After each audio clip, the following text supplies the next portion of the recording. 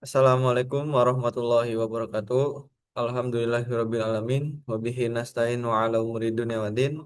Wassalatu wassalamu ala asrafil anbiya wal mursalin wa ala alihi wa sahbihi ajma'in. Amma ba'd. Pertama-tama perkenalkan nama saya Oki Pratama Indrawan dengan NIM 11231063. Di sini saya akan membuat sebuah video untuk memenuhi eh, tugas UAS pada mata kuliah Manajemen SDM Lanjutan. Terima kasih kepada Pak Halipi selaku dosen pengampu Manajemen SDM Lanjutan yang sudah memberikan saya atau yang sudah memberikan kesempatan untuk saya membuat video mengenai tingkat turnover pada studi kasus yang telah disediakan. Jadi di sini saya akan buat video kurang lebih 25 menit untuk memenuhi tugas UAS pada mata kuliah Manajemen SDM Lanjutan. Yang pertama, kita akan membahas dulu atau kita akan eh, membaca dulu bagaimana sih studi kasus mengenai fenomena yang terjadi terhadap suatu perusahaan mengenai tingkat turnover atau penurunan adanya minat kerja untuk seseorang bekerja di dalam suatu perusahaan. Jadi studi kasusnya, fenomena yang terlihat dalam dunia kerja saat ini menunjukkan masalah terkait niat untuk pindah posisi. Bukan hanya isu internasional, tetapi juga terjadi pada tingkat organisasi lokal. Berdasarkan informasi dari Departemen Sumber Daya Manusia, perusahaan XYZ untuk tahun 2024 sebanyak 194 karyawan mengalami pemutusan hubungan kerja dalam 1 tahun, menghasilkan tingkat pergantian karyawan rata-rata sebesar 6,8% per bulan.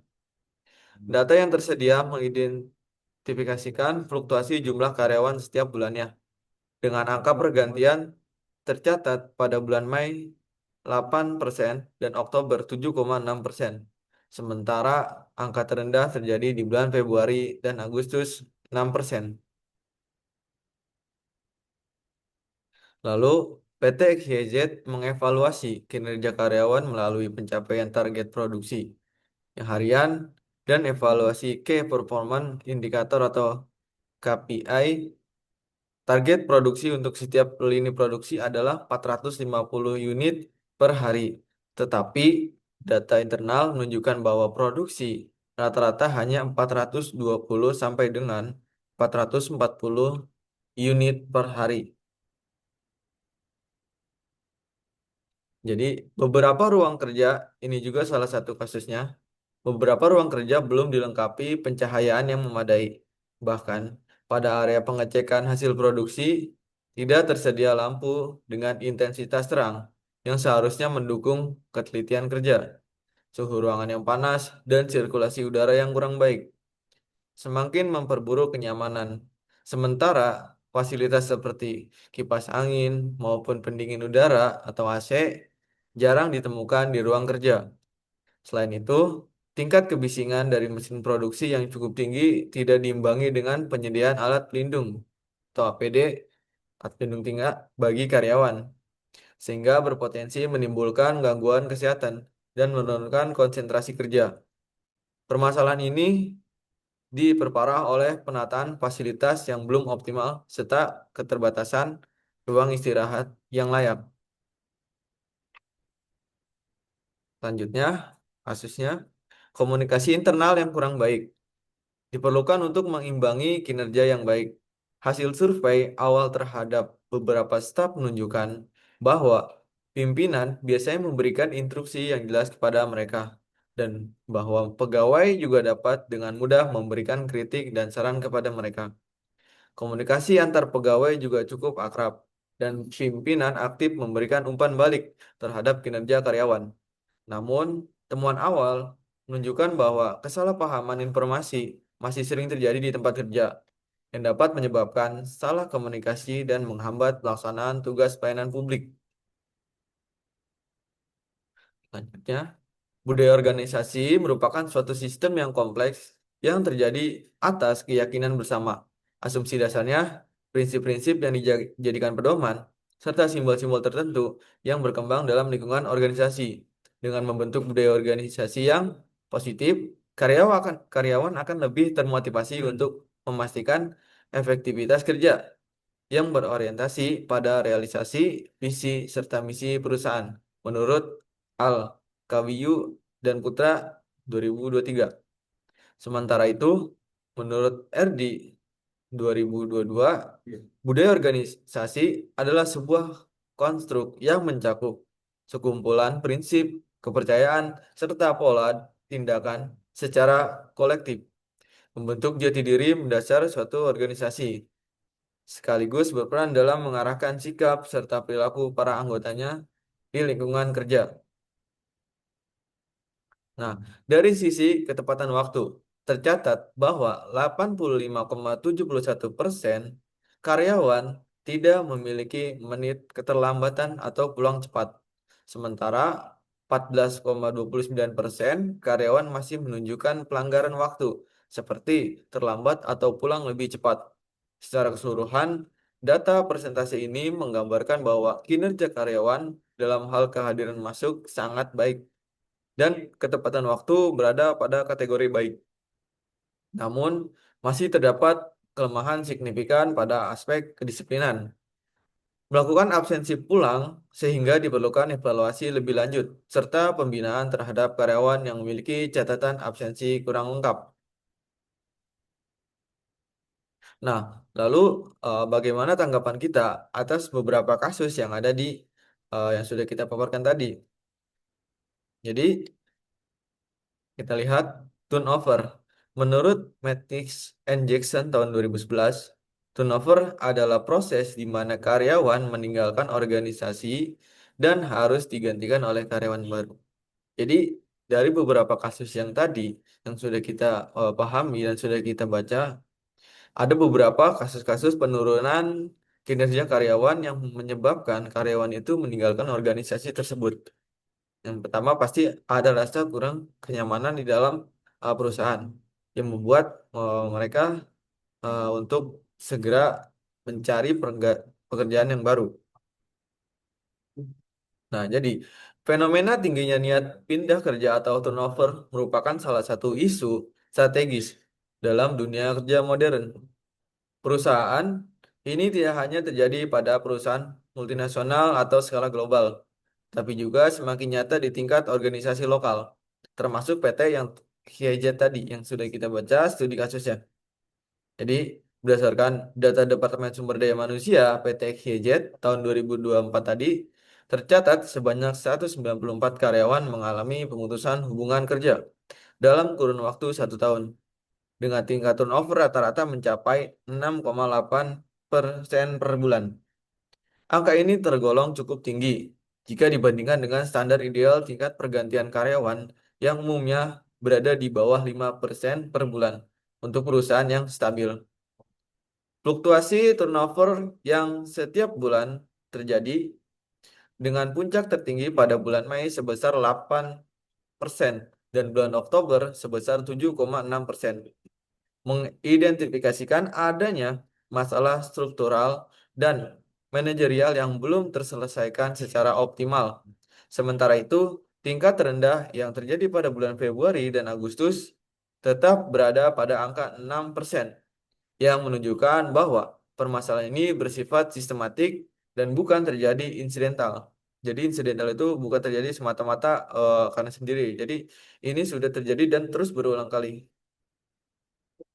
Jadi dalam konteks manajemen sumber daya manusia, tingkat turnover bukan hanya sekedar persoalan kehilangan tenaga kerja, tetapi juga berdampak pada peningkatan biaya rekrutmen, pelatihan, penurunan produktivitas, serta terganggunya stabilitas operasional perusahaan. Oleh karena itu, analisis kasus PT XYZ menjadi sangat relevan untuk dikaji menggunakan pendekatan ilmu manajemen yang komprehensif. Jadi salah satu ilmunya kita harus menganalisis kinerja produksi dan manajemen operasional. Jadi, Pada kasus PT XYZ ini menetapkan target produksinya sebesar 450 unit per hari untuk setiap lini produksi. Namun data internal ya menunjukkan bahwa realisasi produksi rata-rata hanya mencapai 420 hingga 440 unit per hari. Ketidaktercapaian target ini mencerminkan adanya performance gap antara standar yang ditetapkan manajemen dengan kemampuan aktual sistem produksi. Jadi, dalam perspektif manajemen operasional, kondisi ini dapat disebabkan oleh beberapa faktor utama antara lain keterbatasan kapasitas kerja karyawan, lingkungan kerja yang tidak mendukung, serta kurang optimalnya perancangan sistem kerja atau work system design. Jadi, keterbatasan kapasitas kerja karyawan. Karena terlalu banyak adanya efisiensi mungkin pengurangan karyawan bisa menjadikan karyawan ini berkurang dan mereka harus mengerjakan suatu pekerjaan satu yang tadinya satu pekerjaan jadi dua pekerjaan dikerjakan untuk satu orang yang harusnya satu orang satu pekerjaan jadi dikalikan jadi dua pekerjaan dengan satu orang itu bisa menjadi kurangnya kapasitas kerja karyawan. Yang kedua, ada lingkungan kerja yang tidak mendukung. Jadi beberapa APD, beberapa alat-alat pendukung diri dan juga alat pengaman diri yang kurang, ini juga bisa menciptakan turnover pada lingkungan kerja. Jadi eh, kalau dilihat dari sisi kesehatan, mungkin ini sangat berpengaruh pada diri atau pada si karyawan tersebut dan juga pada lingkungan. eh, Lingkungan yang tidak nyaman juga akan menyebabkan karyawan merasa eh, tidak eh, senang atau tidak sungguh-sungguh untuk menjalankan tugas atau menjalankan pekerjaan tersebut. Karena lingkungan atau alat-alat yang kurang mendukung juga itu dapat menghambat pekerjaan atau menghambat target produksi serta kurangnya optimal perencanaan sistem kerja atau work system design. Ini terjadi mungkin karena perancangannya ini atau sistemnya ini kurang tepat. Jadi harusnya di dalam manajemen operasional juga harus merencanakan sistem ini dengan tepat. Kenapa? Karena ini sangat berpengaruh pada target produksi yang diciptakan atau yang dibuat dalam jangka waktu per hari. Nah, ketika sistemnya ini kurang tepat atau sistemnya ini kurang bagus, maka akan berdampak pada hasil produksinya dalam per hari. Jadi, menurut teori produktivitas kerja, kinerja karyawan tidak hanya ditentukan oleh kompetensi individu, tetapi juga sangat dipengaruhi oleh kondisi lingkungan fisik dan psikologis tempat kerja. Nah, menurut teori produktivitas ini, jadi beberapa faktor-faktor yang dapat menentukan produktivitas kerja. Yang pertama pasti kan adanya kompetensi individu.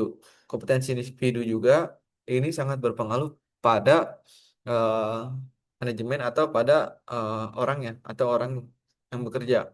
Jadi orang yang tidak memiliki kemampuan yang pas untuk pekerjaan yang tepat, nah itu akan mempengaruhi faktor produktivitas kerja. Makanya eh, ini sangatlah berpengaruh gitu. Jadi kalau orang yang kompeten jangan ditaruh di eh, jangan ditaruh di mesin yang belum dia kuasai. Nah itu karena akan berpengaruh pada eh, target produksi dan juga lingkungan fisik dan juga psikologis tempat. Nah, lingkungan fisik ini juga memang sangat berpengaruh. Kenapa? Karena ketika seseorang yang biasanya kerja di lingkungan kerja yang sendiri atau individu lalu dipindahkan dengan kerja yang tim, ini akan membuat mereka harus beradaptasi terlebih dahulu atas lingkungan fisiknya. Yang biasanya mengerjakan dengan sendiri, namun ini dikerjakan dengan tim, nah itu pasti akan butuh yang namanya adaptasi dan psikologis tempat kerja. Nah, kenapa di sini ada psikologis tempat kerja? Jadi psikologis ini sangatlah berpengaruh karena dari tempat kerja yang nyaman atau orang-orang yang nyaman dan orang-orang yang bisa dipercaya ini sangatlah penting untuk kita bekerja atau kita menghasilkan suatu produktivitas dengan kinerja kita yang baik ini sangatlah berpengaruh karena ketika kita dari kerjaan yang individu menjadi kerjaan tim, kita membutuhkan yang namanya kekompakan dan juga membutuhkan yang namanya saling support. Dan di tempat kerja yang produktivitasnya tinggi, tentu harus membutuhkan support dari rekan-rekan kerja supaya produktivitas kita tercapai. Jadi, apabila target yang ditetapkan tidak disertai dengan dukungan fasilitas yang tadi dan kondisi kerja yang memadai, maka karyawan akan mengalami tekanan kerja berlebihan atau work overload.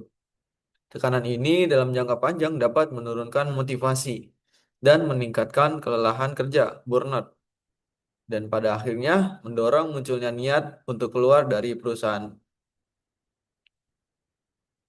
Nah, selanjutnya ada faktor lingkungan kerja, fisik, dan juga dampaknya terhadap kinerja. Lingkungan kerja fisik di PT XYZ menunjukkan berbagai permasalahan mendasar.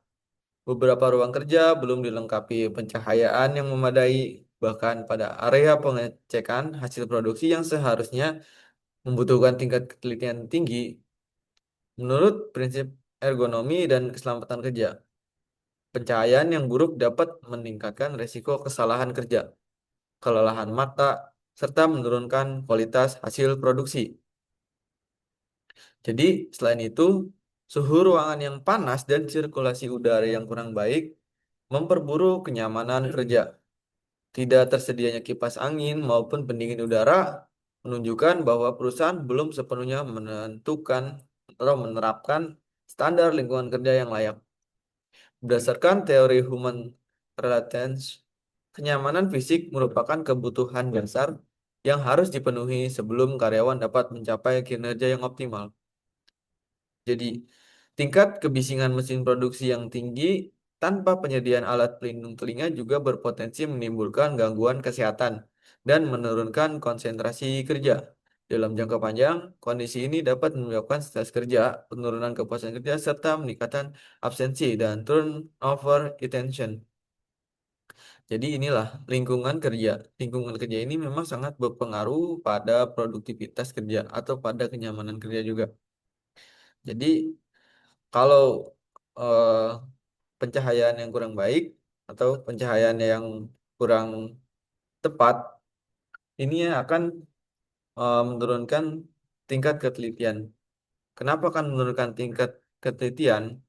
Karena ketelitian ini sangatlah dipenuhi untuk kita menciptakan hasil kerja yang baik dan juga akan menurunkan hasil produksi yang NG atau hasil produksi yang tidak layak. Makanya harus benar-benar teliti dan benar-benar kita pahami betul bahwasannya ketelitian ini sangatlah penting gitu.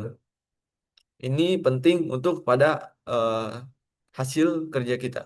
Nah, lalu bagaimana dengan tingkat kebisingan mesin produksi? Ini berdampak pada diri kita sendiri atau diri orang yang bekerja di situ. Jadi, kalau tingkat kebisingannya produksinya tinggi, tapi tidak ada alat pelindung telinga dalam jangka 3 sampai 5 tahun ke depan, bisa saja kita eh, bisa rusak telinga kita.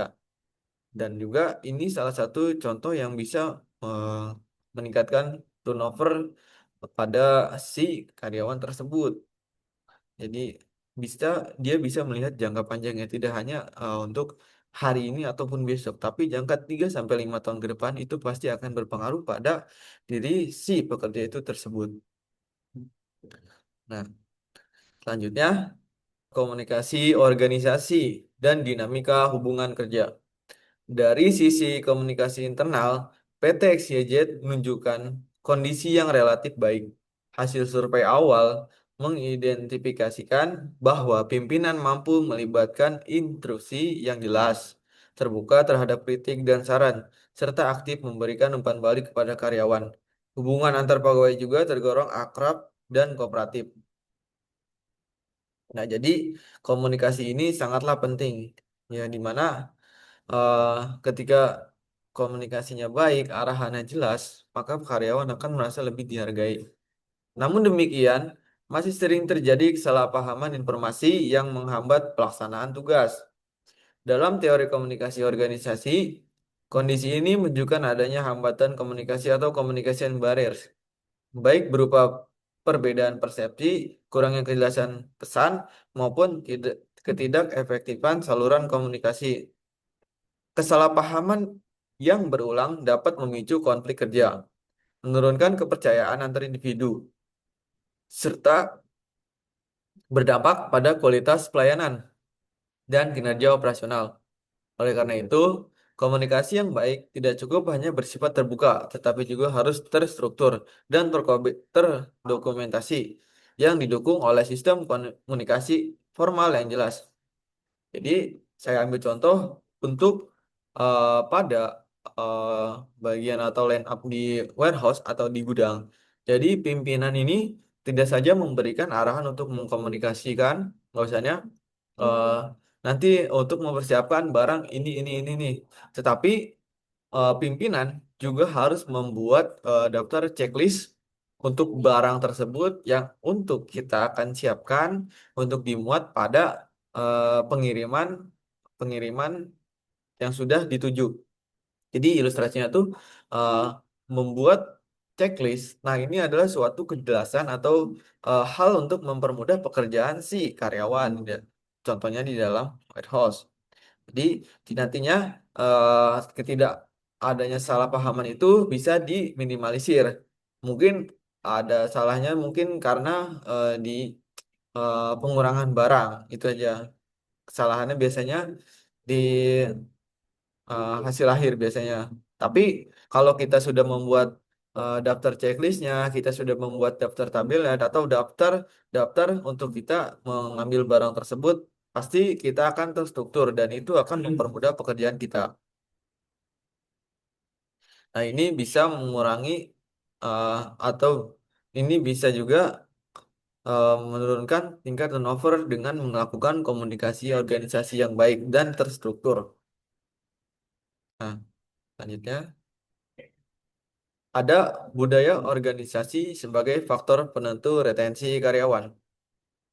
Jadi, budaya organisasi merupakan sistem atau nilai, keyakinan, dan asumsi dasar yang menjadi pedoman perilaku anggota organisasi menurut Al-Qawiyu dan Putra 2023. Budaya organisasi yang positif mampu meningkatkan motivasi karyawan untuk bekerja secara efektif dan berorientasi pada pencapaian visi dan misi perusahaan. Nah, jadi sementara itu menurut RD tahun 2022 menegaskan bahwa budaya organisasi membentuk jati diri organisasi serta mengarahkan sikap dan perilaku karyawan. Dalam konteks PT XYZ, budaya organisasi yang belum sepenuhnya mendukung kesejahteraan karyawan, terutama dari aspek lingkungan kerja dan juga disiplin operasional, dapat menjadi salah satu penyebab meningkatnya turnover. Budaya yang terlalu menekankan target tanpa memperhatikan kondisi kerja berpotensi menciptakan iklim kerja yang tidak sehat. Jadi di studi kasus tadi di PT XYZ ini memang dia menekankan eh, target produksi atau target produktivitas itu untuk ditetapkan per hari. Namun targetnya pun tidak sampai, jadi fasilitasnya juga kurang, kenyamanannya juga kurang. Inilah salah satunya yang menyebabkan tingkat turnover menjadi tinggi. Jadi budaya yang terlalu menekankan target, kita pulang lagi, tanpa memperhatikan kondisi kerja yang berpotensi menciptakan iklim kerja yang tidak sehat. Sebaliknya, budaya yang seimbang antara kinerja, komunikasi, dan kesejahteraan akan mendorong loyalitas serta retensi karyawan dalam jangka panjang. Jadi budaya yang seimbang, kinerja yang baik, dan juga komunikasinya yang sehat, dan kesejahteraan yang akan mendorong loyalitas si karyawan tersebut. Jadi kalau semuanya sudah dipenuhi daripada APD-nya atau alatnya atau kesejahteraannya juga semuanya tidak didapatkan untuk si karyawan tersebut, pasti si karyawan akan merasa bahwasannya dia itu berada di atau adanya dia itu dihargai dan juga dia akan eh, memberikan mendapatkan appreciation atau mendapat penghargaan untuk setiap pekerjaan yang dia lakukan. Nah, jadi seperti itu. Jadi budaya ini sangatlah berpengaruh pada faktor pendukung atau faktor turnover meningginya eh, si karyawan itu untuk berpindah tempat untuk mencari pekerjaan yang lain. Disiplin kerja dan manajemen kehadiran. Data menunjukkan bahwa 85,71% karyawan memiliki ketepatan waktu yang baik tanpa keterlambatan atau pulang lebih awal. Hal ini mencerminkan tingkat disiplin kerja yang relatif baik. Namun, masih tercatat 14,29% karyawan yang melanggar ketentuan waktu kerja, terutama pada aspek absensi pulang. Jadi, disiplin. Nah, disiplin ini bisa menjadikan faktor juga yang menjadikan tingginya, meningkatnya, atau menurunnya turnover. Jadi, dalam manajemen sumber daya manusia, disiplin kerja bukan hanya soal kehadiran, tetapi juga mencerminkan kepatuhan terhadap prosedur dan tanggung jawab kerja. Ketidaktertiban dalam absensi pulang dapat menimbulkan tidak akuratan data kehadiran serta berdampak pada sistem penilaian kinerja. Oleh karena itu, diperlukan evaluasi menyeluruh dan pembinaan berkelanjutan agar disiplin kerja dapat ditingkatkan secara konsisten dan adil. Jadi, memang kita nggak merasa bahwasannya hanya absen aja, hanya beda beberapa menit saja, hanya beda beberapa detik saja. Namun, itu sangat berpengaruh pada penilaian kinerja si karyawan atau pegawai tersebut. Jadi ketika level top manajemen melihat bahwasanya si karyawan A ini sering pulang lebih dulu sebelum waktunya selisih 5 sampai 15 menit. Nah, ini akan menciptakan bahwasanya kurangnya kepercayaan antara atasan dan juga pada bawahannya karena mereka bisa melakukan hal-hal yang tidak standarnya, tidak seharusnya itu dilakukan gitu. Jadi harus ada evaluasi dari level tim top manajemennya untuk melakukan pembinaan agar si karyawan ini merasa disiplin dan benar-benar menghargai waktu tersebut dan tidak melanggar waktu yang sudah ditentukan. Jadi ini sangat berpengaruh juga pada tingkat produktivitas. Jika kita pulang lebih dahulu, padahal masih ada waktu 5 sampai 15 menit, itu bisa untuk meningkatkan atau menambah hasil produksi kita yang harusnya kita target, jadi nggak target. Alasannya apa? Karena kita mungkin bisa saja uh, keluar lebih dulu atau keluar tidak tepat pada waktunya yang sudah ditentukan. Misalnya jam 3, ini jam 2:45 dia sudah keluar dulu. Jadi ini bisa menyebabkan tingkatnya penurunan produktivitas. Nah, selanjutnya ada penutup dan rekomendasi manajerial. Jadi berdasarkan analisis kasus PT XYZ, dapat disimpulkan bahwa permasalahan turnover, kinerja produksi, dan kepuasan kerja karyawan saling berkaitan. Faktor lingkungan kerja fisik, komunikasi organisasi, budaya organisasi, serta sistem disiplin kerja memainkan peran penting dalam menentukan kinerja dan retensi karyawan. Jadi permasalahan turnover ini ya bisa dikaitkan dengan kinerja produksi, bisa dikaitkan dengan kepuasan kerja. Nah, jadi dua hal ini sangat berkaitan. Kenapa? Karena dari dua penilaian ini dapat menciptakan tingkat turnover. Jadi kinerja yang baik atau kinerja yang bagus juga pasti akan menurunkan turnover. Dan juga kepuasan kerja yang baik itu akan menurunkan turnover. Namun kalau kinerja tidak baik nah jadi penurunan kepuasan kerja juga dikarenakan faktor-faktor tertentu yaitu lingkungan kerja, komunikasi, budaya serta sistemnya ini akan menciptakan turnover yang tinggi. Nah, itulah jadi yang menyebabkan beberapa orang untuk memilih pindah ke tempat lain atau pindah bekerja di tempat atau di suatu tempat yang lain. Jadi rekomendasi yang dapat diberikan yaitu satu, perbaikan lingkungan kerja fisik sesuai standar ergonomi dan keselamatan kerja. Perbaikan lingkungan kerja ini harus dianalisis. Jadi ketika kita sudah menentukan bahwasannya ini yang kurang, ini yang kurang, jadi kurang ini. Nah, kita harus evaluasi, kita harus perbaiki lagi, kita harus implementasikan juga. bukan sekedar hanya kita oh iya kurang namun tidak diimplementasikan, itu juga salah. Dan keselamatan kerja. Faktor keselamatan kerja ini sangatlah penting, di mana nyawa seseorang menjadi salah satu taruhannya di dalam suatu pekerjaan. Nah, contohnya ketika di dalam suatu perusahaan warehouse atau di gudang, kita mengangkat suatu barang, namun kita tidak memakai APD seperti buat body harness ataupun yang di pinggang itu untuk menahan beban. Nah, itu jadi faktornya itu tidak hari ini atau tidak besok. Jadi jangka panjang 3 sampai 5 tahun ke depan itu yang akan dirasakan si karyawan tersebut. Nah, itulah yang harus diperbaiki. Kedua, ada penyesuaian target produksi dan kapasitas kerja yang realistis. Jadi, eh, dalam kasus tadi, jadi kita selalu tidak sampai target produksi. Nah, nah, dilihat juga di analisis nih. Jadi, kapasitasnya bagaimana sih? Kapasitasnya apakah sesuai dengan ketentuan kah? Apakah sudah sesuai dengan standarnya kah atau belum? Nah, jadi kita harus pastikan dulu. Jadi, pastikan dulu kapasitasnya pas, baru di situ kita akan menentukan targetnya. Nah, targetnya ini pasti akan tercapai jika kapasitasnya dengan jelas dan juga realistis, tujuannya juga jelas, arahannya juga jelas, dan penerapannya juga jelas. Yang ketiga, ada penguatan sistem komunikasi internal yang lebih terstruktur. Nah, penguatan sistem juga komunikasi ini sangatlah penting dan sangatlah berpengaruh pada si kinerja karyawan. Nah, kinerja karyawan ini ya, jadi karyawan yang merasa dihargai juga di sini pasti dia akan memberikan loyalitas kerja yang sangatlah tinggi. Kenapa? Karena dari komunikasi atasan antara bawahannya ini lebih jelas, lebih terstruktur, lebih terarah, dan juga lebih terukur dan juga bisa dipertanggungjawabkan. Yang keempat, ada pengembangan budaya organisasi yang berorientasi pada keseimbangan antara kinerja dan kesejahteraan si pegawai atau karyawan tersebut. Jadi, pengembangan budaya inilah sangatlah berpengaruh. Kenapa?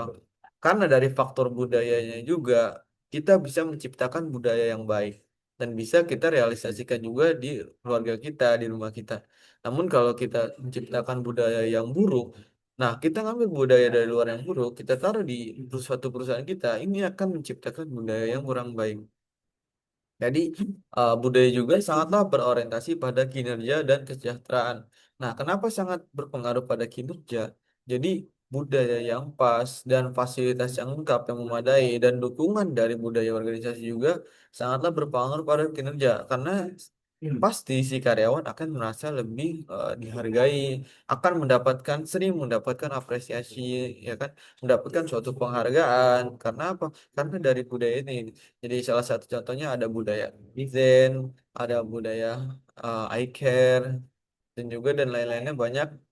Jadi budaya ini sangat menentukan di mana menjadikan juga salah satu eh, visi daripada misi perusahaan dan juga nah dari visi dan misinya dia akan menciptakan budaya-budaya yang tepat untuk menciptakan atau mencapai visi dan misi suatu perusahaan tersebut dan juga pasti akan merasa si karyawan ini sejahtera. Karena apa? Karena di situ tidak hanya sekedar bekerja saja, tidak hanya sekedar uh, menciptakan hasil produksi saja, namun ada budaya dan juga organisasi yang menciptakan, mendorongnya atau meningkatkan tingkat motivasi kasih karyawan.